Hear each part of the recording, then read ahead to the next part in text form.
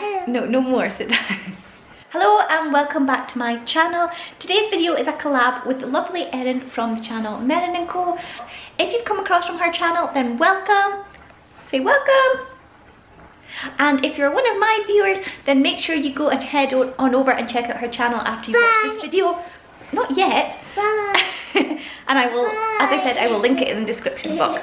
Today's video I am going to be sharing 5 healthy meal ideas. It's the things that we have had to eat this week, and they are all kind of family friendly meals that the kids will eat, and they are reasonably healthy. So I hope you enjoy this video and let's get started.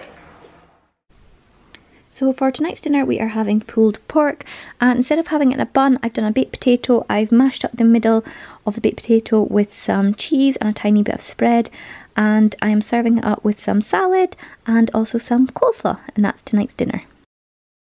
Dinner tonight we are having pasta with a hidden veggie tomato sauce.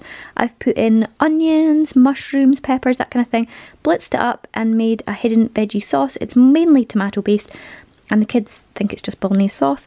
And I'm serving it up with some meatballs and some cheese and some garlic bread on the side, and that is what we are having for dinner tonight. So tonight we are having a homemade veggie curry, and I've just done it with a korma paste, and I've put in chickpeas, potatoes, carrots, onions, some cauliflower, and I added some coconut milk to that.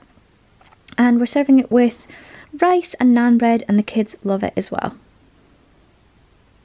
So for dinner this evening we are having fish cakes with broccoli and carrots. The fish cakes have already got potato in them, so I'm not serving it with potatoes, and there's extras, so we can have 2 fish cakes each if we choose, and loads of carrots and broccoli, which my girls love.